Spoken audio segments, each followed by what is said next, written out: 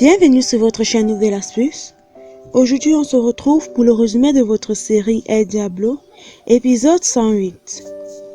Avant de commencer, abonnez-vous à la chaîne si vous n'avez pas encore fait et surtout, n'oubliez pas d'activer la cloche de notification pour ne rien rater. À la taverne, Marina fait son show sous le regard de Kachuro. Celui-ci parle à Monko et Anko qui acceptent de vendre la grotte du prince avec lui. Marina dit à Cisco de se détendre et de prendre une bière. Elle demande aux filles de lui tenir compagnie. Pendant que Cisco est distrait, Marina en profite pour se retrouver dans les vestiaires avec Kachuro. Elle le fait comprendre que le héros est de plus en plus jaloux et que son garde de corps ne le quitte pas des yeux. Marina propose à Kachuro d'utiliser un prénom de femme pour lui, afin que, lorsqu'il se contacte, le héros ne se doute de rien. Kachuro décide de s'appeler Carmen. Dans les bureaux de Davila Enterprise, Tristan remet à Martin des faux documents de l'état financier de l'entreprise pour qu'il les présente à la famille Davila. Tristan le fait comprendre que obtenir ces documents a coûté beaucoup d'argent, mais Martin lui répond qu'il s'en fout, car grâce à ces documents, ils gagneront encore plus d'argent. Il remarque un document qu'il ne remarque pas. Tristan explique que c'est le document que doivent signer les Davila pour autoriser la fusion entre Global Investissement et Davila Enterprise.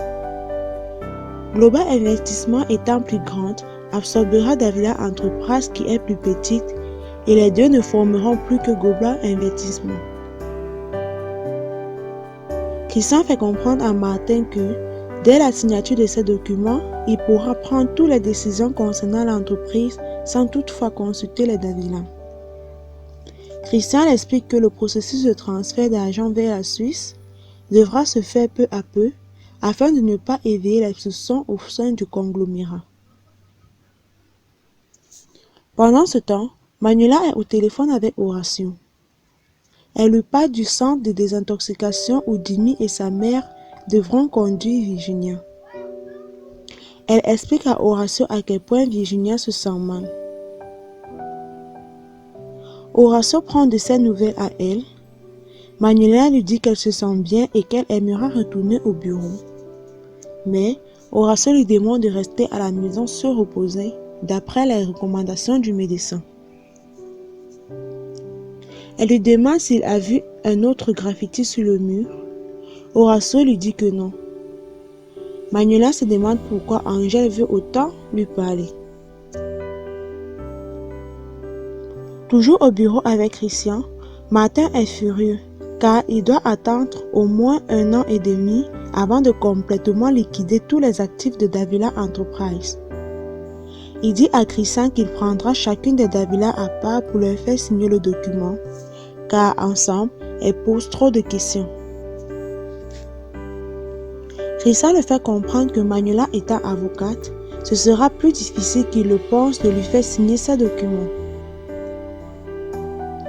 Martin dit que la personne parfaite pour signer le document est Virginia, car elle est en manque de drogue et n'est pas lucide.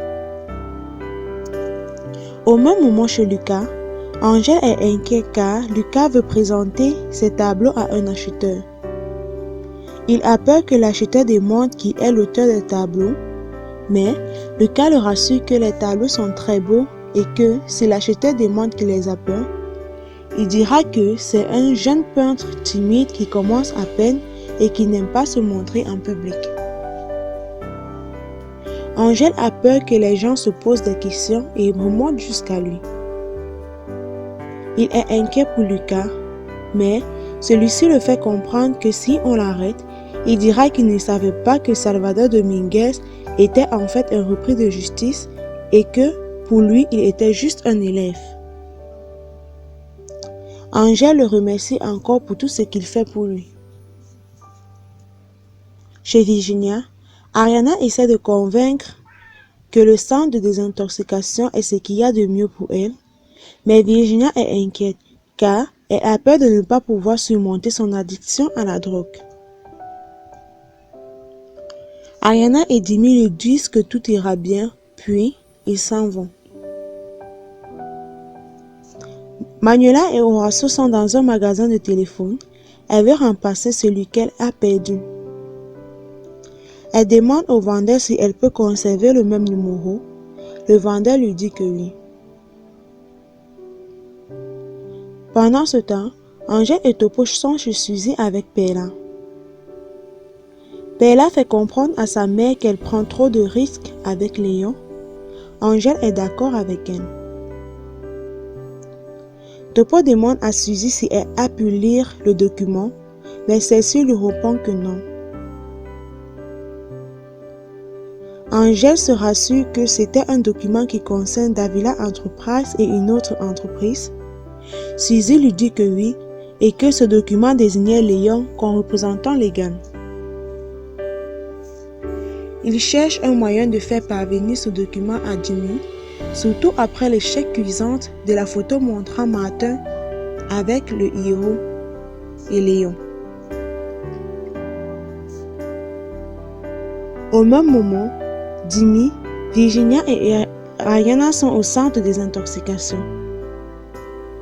Virginia explique son état au médecin. Celui-ci la rassure que, au centre, ils pourront l'aider à traverser cette étape. Il explique à Ariana que le fait que Virginia soit dans le centre permet une surveillance et une suivi psychologique permanent afin de l'aider dans son sevrage. Jimmy veut savoir s'ils peuvent lui rendre visite. Le médecin lui dit que oui, mais qu'il est préférable que Virginia soit totalement isolée du monde extérieur pour pouvoir se concentrer sur elle-même et se détendre. Ariana et Jimmy lui disent au revoir. Virginia s'en va avec une infirmière. Au commissariat, Mike explique à Sylvania la situation de Virginia. Sylvania le fait comprendre que toutes les femmes aimeraient avoir à ses côtés un homme comme Jimmy qui les aime. Mike lui répond qu'elle doit juste se laisser aimer et lui dit qu'il est prêt à beaucoup de choses pour elle. Les deux amoureux sont interrompus par un homme qui demande à voir le capitaine Soto et se présente comme étant le détective Mejia du commissariat de Brooklyn. Il dit qu'il est en charge d'une affaire qui pourrait être en relation avec leur commissariat. Mike demande à savoir de quoi il s'agit. Le détective Mejia lui dit que ça concerne l'homme d'affaires Mauricio Lineros. Toujours chez Suzy, elle explique à Angèle où est placé le document du contrat entre le héros et Léon.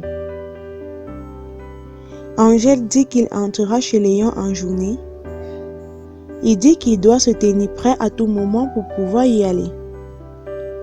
Suzy lui dit qu'elle le tiendra au courant dès que possible. Pendant ce temps au bureau, Martin appelle Ariana. Il lui demande de venir à l'appartement pour examiner le document de la fusion. Ils seront rendez-vous dans 2 heures. Au même moment chez Lucas, l'acheteur apprécie les tableaux de Angèle. Il demande des infos sur l'auteur des tableaux. Lucas lui donne juste son nom, Salvador Dominguez, mais reste très vague sur les autres questions. De son côté, Mariana est à l'appartement avec Ariana. Il l'embrouille pour qu'elle signe les documents, mais Ariana constate que l'autre société sera majoritaire et dit à Martin qu'elle préférera être avec ses filles avant de prendre toute décision. Martin lui rappelle que Virginia est un centre de désintoxication. Elle propose qu'il attende quelques jours le temps que Virginia se remette. Martin répond que le président de Global Investissement est pressé et qu'il a peur qu'il aille voir ailleurs. Ariana demande à rencontrer le président de Global Investissement.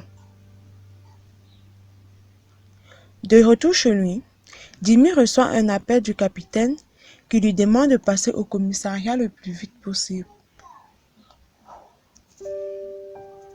Au studio, Lucas explique à Angèle comment ça s'est passé avec M. Mounger l'acheteur. Il leur assure que la seule chose que M. Mouget sait de lui, c'est son nom, Salvador Dominguez. Lucas remet à Angèle le chèque de $3000 qu'a payé l'acheteur pour ses tableaux. Angèle est surpris et heureux. Arrivé au commissariat, Dimi tombe sur Mike qui lui explique la situation.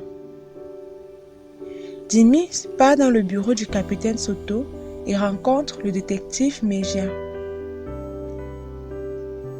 Le détective lui demande où est-ce qu'il se trouvait la nuit du 23 du mois dernier. Dimi répond qu'il était à l'hôpital avec sa copine Virginia Davila. Mejia demande la relation qu'avaient Dimi et Mauricio et s'ils se sont vus ce fameux jour. Dimi demande à savoir ce qui se passe. Le capitaine explique alors que Mauricio est mort et que quelqu'un l'a vu l'amener de force ce jour. Dimi continue de répondre aux questions de Mejia. Il avoue qu'il a frappé Mauricio pour avoir des informations sur où se trouvait Virginia. Il dit qu'il n'avait pas le choix. Cachorro arrive chez le prince. Le prince le fait comprendre qu'il travaillera avec lui si et seulement si la distribution de drogue se fait à la taverne. Cachorro accepte et dit que son père Léon ne veut pas être mêlé à tout ça. Le prince propose 20 grammes de drogue à Cachorro qui coûte $20 000 et lui donne 2 jours pour tout écouler. Martin, en colère, explique à Christian ce qui s'est passé avec Ariana. Christian le fait comprendre qu'il devra présenter Léon à Ariana afin d'arriver à ses fins. En espérant que la vidéo vous aura plu, likez, abonnez-vous à la chaîne et surtout, partagez au maximum. À nous revoir très prochainement pour une nouvelle vidéo.